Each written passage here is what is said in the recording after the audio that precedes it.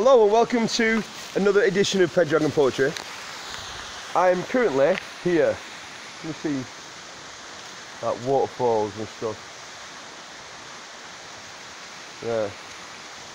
And I've just now written my last ever line of Axis and Allies, which is quite a feat. I've been doing it for 21 years. I was going to do this post from up there, this right nice spot, but look, I've had a little dip in the pool, I've had my food and stuff. So, I'm going to read what I've just done. This is like, you can't get hotter off the press than this. This is well hot off the press. So today, I was working on 3 poems. I'll squat. Today I was working on 3 poems. One was about, it's sort of set in 1945. It was an eminent attorney speaking about how the Nazi dream had failed. Another one was more a Cold War poem. I can't remember what it was now. All about Nicaragua and the free elections there. And then of course there's the final poem. So you're gonna get some of them. I'd started the starts of the poems yesterday, so I was finishing them off today. Get comfy. Okay, brilliant. So let's do the Nicaragua one first.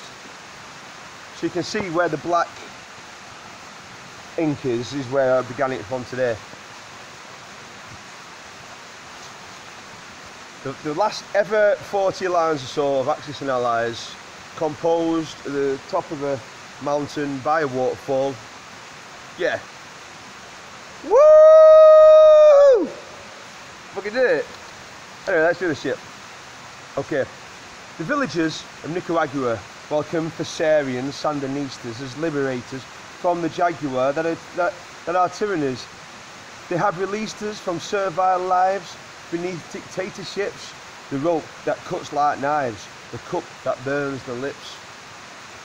As Augulus, America, free thinking in its backyard, despises through Costa Rica and Honduras, the ill-starred Contras, trained and armed, heat-seekers, spy planes above on guard.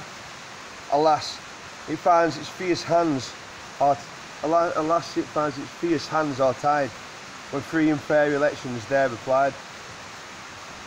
Of course, they brand them farcical, despite the free will shown. Each article of hearty pull from Post and Times have shown democracies by any other names ne'er must be grown or flown. I found a better word for that, I think. I don't know if grown works. Flown. Okay, so let's go to the other one.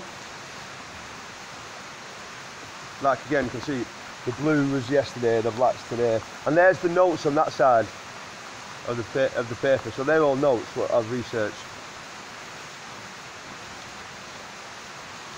Weltmacht oder Niedergang means willpower or ruin. 'Twas always Weltmacht oder Niedergang, thought eminent attorney on the rock above his bombed-out mansions where once sang his sister princesses in he Queen-Cox. Epiphany, dark mirror of mankind, destroyed dear Germany. That decade he was blind, or he spent blind. People make their vows of substance in the moments of defeat. We shall never let the patterns of such diabol repeat. Heed the laws of ancient Athens, drag tyrants from the street, and string them up before they turn killers of children and women, something blood spillers. I think I prefer the tyrants turn. I think, and string them up before them tyrants turn.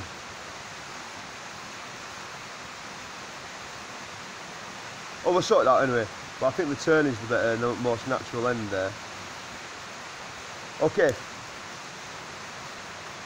Though wealthy, dual schooled, well bred, just now he'd realised and shook his head for all the dead who'd slowly recognised Hitler was never saviour, but a toad to be despised. Yeah.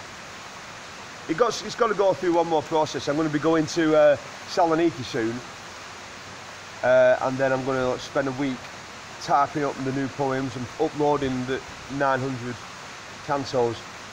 It takes me 20 minutes to upload a canto, so 3 an hour. So you're looking at like 30 hours of work. So, but I'm hoping to have it done soon. Okay, final one. Let's do the final poem. The final ever poem of Axis and Allies. The final lines were written in this spot. You can see it's all black ink, so I've been saving it for today. And it starts off with me quite drunk. I was rough this morning.